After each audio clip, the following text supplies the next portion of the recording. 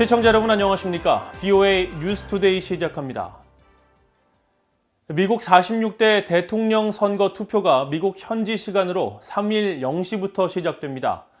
도널드 트럼프 대통령과 조 바이든 전 부통령은 투표일을 하루 앞둔 2일 격전지에서 총력전을 펼쳤는데 특히 플로리다주와 펜실베니아주 등 당락을 가를 경합주에서 사활을 건 강행군을 이어갔습니다.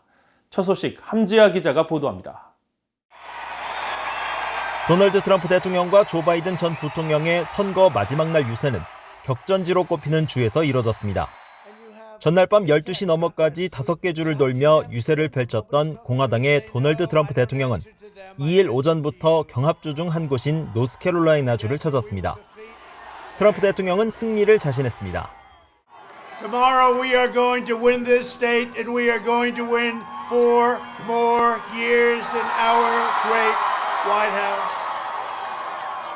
With your vote, we will continue to cut your taxes, cut regulations, support our great police, support our fantastic military.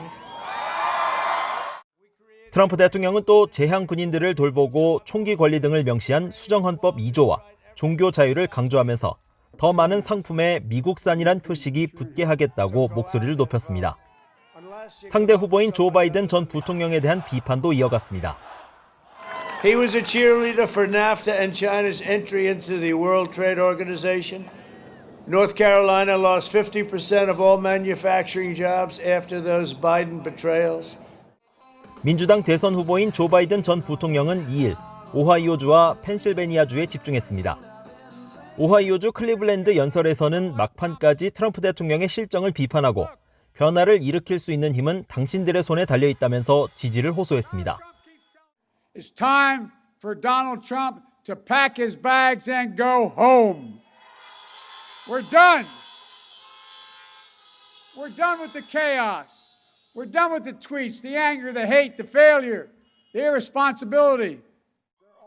또 자신이 대통령에 선출된다면 행동할 것이라며 마스크 착용과 사회적 거리두기, 검진, 추적 등 신종 코로나 바이러스 통제에 나서고 중국에 책임을 물릴 것이라고 밝혔습니다.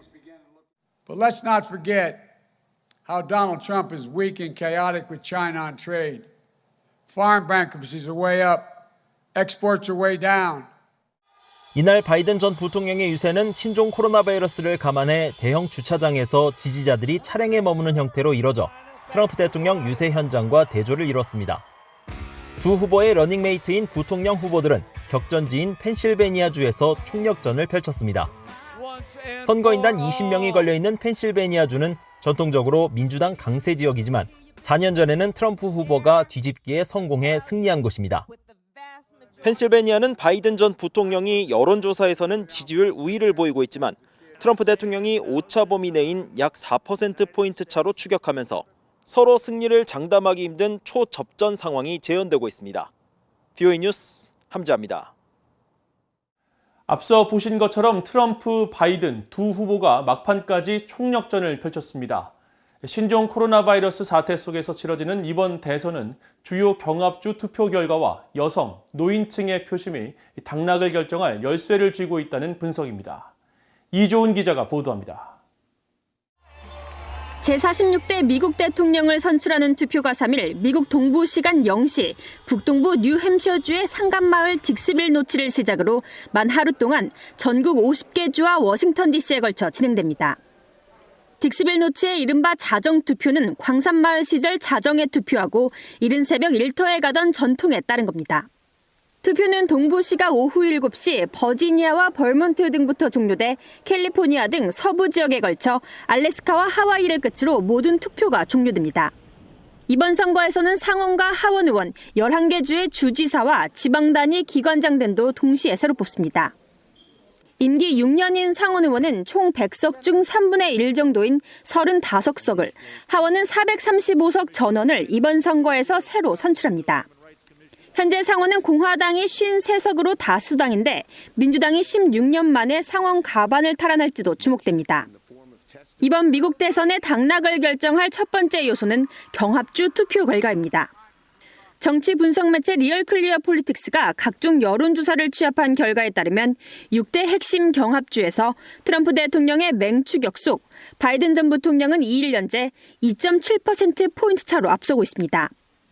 바이든 전 부통령은 2일 현재 경합주 가운데 가장 많은 선거인당 29명이 걸린 플로리다에서 1%포인트 차, 다음으로 많은 선거인단 20명이 걸린 펜실베니아에서 2.9%포인트 차로 앞서 5차 범위 내 접전을 벌이고 있습니다. This is not a political statement. It's a patriotic duty for God's sake.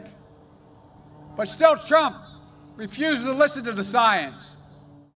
트럼프 대통령은 2016년 대선 때 승리를 안겨줬던 핵심 지지층인 저학력, 저소득의 교외 지역 백인 남성 사이 여전히 높은 지지를 받고 있습니다. 그러나 올해 대선에선 교외 지역 여성과 65세 이상 노년층 유권자들 사이에 바이든 후보 지지율이 트럼프 대통령보다 2자릿수 이상 높다는 여론조사들이 잇따라 트럼프 대통령을 긴장시키고 있습니다. So can I ask you to do me a favor? Suburban women, will you please like me? Remember? Please. Please. I saved your damn neighborhood, okay? 대선 투표일을 하루 앞둔 2일 현재 신종 코로나 바이러스 여파 등으로 사전 투표를 한 유권자 수는 9,600만 명으로 집계돼 미국 선거 역사상 가장 많은 사전 투표를 기록하게 됐습니다. 사전 투표 수가 사상 최대를 기록하고 특히 우편 투표 때문에 개표가 늦어질 것이라는 전망이 잇따르면서 두 후보의 승리 선언 시점도 예측이 어렵다는 분석이 이어지고 있습니다. VOA 뉴스 이존입니다. 미국 대통령 선거와 함께 치러지는 연방 하원의원 선거에 여성 후보 3명 등 한국계 미국인 후보 5명이 출마해 결과가 주목됩니다. 현재 하원의원 435명 가운데 유일한 한국계인 앤디 김 의원은 뉴저지 3선거구에서 재선에 도전하고 있으며 선거 예측 사이트인 538 등 각종 여론조사에서 공화당의 데이비드 릭터 후보의 승리를 거둘 것으로 분석됐습니다. 여성 후보로는 워싱턴주 10선거구에 출마한 전 워싱턴 타코마 시장 출신의 민주당 소속 메릴린 스트링랜드 하원의원 후보가 여론조사에서 승리 가능성이 높은 것으로 나타났으며 캘리포니아 지역구에 출마한 영김, 미셸 박스틸 공화당 후보는 총력전을 펼치고 있습니다.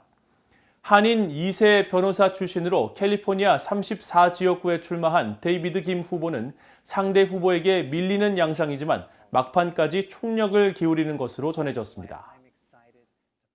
이번 미국 대선에서는 신종 코로나 바이러스 감염 우려로 인한 사전 우편 투표의 증가와 각 주마다 다른 개표 방식 때문에 승자 발표가 지연되는 등 혼선이 빚어질 가능성이 있다는 미국 언론들의 보도가 잇따르고 있습니다. 미국 뉴욕타임즈는 최근 미국 50개 주 선거 관련 당국자를 대상으로 자체 조사한 결과 투표 다음 날인 4일 낮 12시까지 98%의 비공식 개표 결과를 발표할 수 있는 주는 8곳에 불과한 것으로 나타났다고 보도했습니다. 특히 경합 지역인 펜실베니아와 미시간주는 최종 결과 발표까지 수일이 소요될 수 있으며 우편 투표와 당일 현장 투표 개표 순서에 따라 초반과 막판 승자가 달라지는 등 혼선이 빚어질 수 있다고 전망했습니다. 미국 CNN 측은 이번 선거에 대한 불확실성으로 인해 방송사들이 투표 당일 밤 승자 예측 발표를 하지 않을 수 있으며 CNN 또한 그럴 가능성이 있다고 말했습니다. 지난 2016년 대선에서 AP통신은 투표 다음 날 새벽인 2시 29분경 공화당의 도널드 트럼프 대통령의 당선 확정을 보도했습니다. 미국과 한국, 일본 등지에서 해킹을 통해 각종 정보를 지속적으로 탈취해 최근 미국 정부기관이 합동으로 경보를 발령했던 북한 해킹 조직 김숙희가 더 많은 해킹과 악성 코드 유포에 가담한 정황을 발견했다고 국제 사이버 보안 단체가 밝혔습니다. 미국 보스턴에 기반을 둔 국제 사이버 보안 단체 사이버 리즌 연구진은 2일 공개한 보고서를 통해 최근 미국 정부 합동 경보에서 공개된 김숙희의 악성 코드 자료와 단연간의 자체 추적 결과를 교차 분석한 결과 이전에는 파악되지 않았던 스파이웨어, 악성 코드를 새롭게 발견했다고 전했습니다. 해당 스파이웨어는 김숙희가 해킹 시도 시 은밀히 첩보 작전을 수행할 수 있도록 하는 스텔스 기능을 제공하는 것이며 C-스파이 다운로더라는 새 변종 악성 코드와 함께 추적을 회피하는 정교한 도구로 확인됐다고 설명했습니다. 사이버리즈는 이 같은 추적을 토대로 김숙희의 해킹 도구와 기존에 공개되지 않았던 수많은 해킹 공격에서 사용된 해킹 인프라가 겹친다는 사실을 확인했다면서 미국의 싱크탱크를 대상으로 한 정보 탈취 공격과 올해 초 유엔 안보리 산하 국제기구에 대한 해킹 시도의 배후에도 김숙희가 있는 것으로 보인다고 지적했습니다. 이상으로 VOA 뉴스투데이를 모두 마칩니다. 시청해주신 여러분 고맙습니다.